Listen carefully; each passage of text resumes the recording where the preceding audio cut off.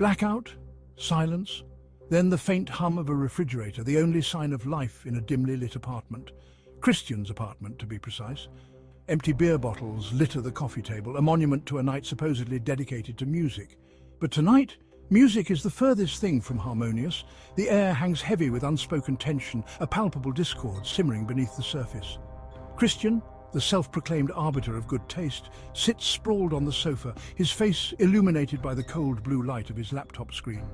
Across from him, Ton and Henrik, his long-suffering friends, exchange weary glances. Right, lads, get ready for a musical education. Christian, with a self-satisfied smirk playing on his lips, taps away at his laptop, his voice dripping with an unearned air of authority. His fingers hover over the keyboard, poised to unleash his meticulously curated playlist upon his captive audience. Sighs. Here we go again. Ton and Henrik exchange a look, a silent communication of shared dread. They've been subjected to Christian's tyrannical reign over the Oaks Core before.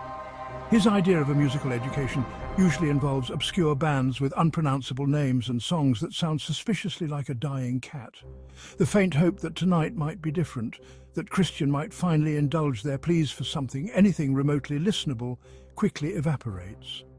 Christian's taste in music is a well-documented source of contention between the three friends, a chasm of differing opinions that seems to widen with each passing playlist. With a flourish, Christian hits play. A cacophony of dissonant sounds fills the room, a jarring assault on their eardrums. Winces. Ugh, my ears. Henrik winces, his hand instinctively reaching for his ear as if to physically block out the noise. Ton, ever the picture of stoicism, merely raises an eyebrow, his disapproval evident in the sardonic twist of his lips. Sighs. Here we go again. Christian, oblivious to their pain, nods along enthusiastically, his eyes closed as if lost in a private concert. This is true artistry, not like the commercial garbage you two listen to. 60 seconds, that's all it takes. 60 agonizing seconds of sonic torture before Christian, with a bored sigh, skips to the next song. Another assault on their senses, another round of Christian's smug pronouncements about real music, and another silent exchange of despair between Ton and Henrik. Section 4. A cacophony of opinions, the calm before the storm. The night wears on, each song a fresh affront to Ton and Henrik's musical sensibilities, each skipped track a silent testament to Christian's unwavering belief in his own superior taste. The tension in the room, once a low hum, begins to crackle with an almost electric energy. You know, there's a reason why nobody's ever heard of these bands. That's because the masses are too busy listening to the same 10 pop songs on repeat to appreciate true artistry. Or maybe, just maybe, your taste is so bad it could curdle milk.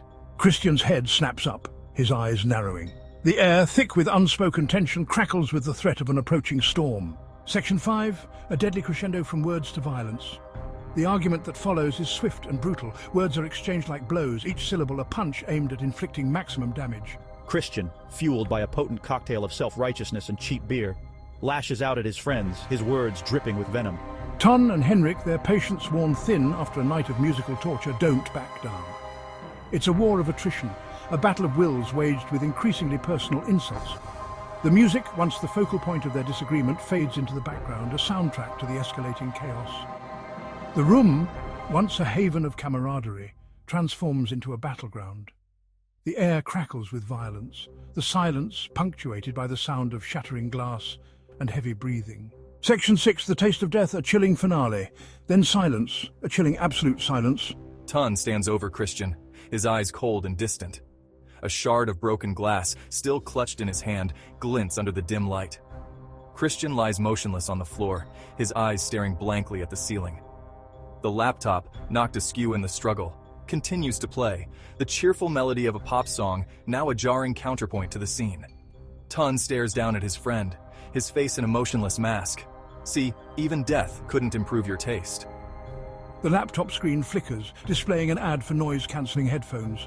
The irony hangs in the air, heavy and suffocating, fade to black.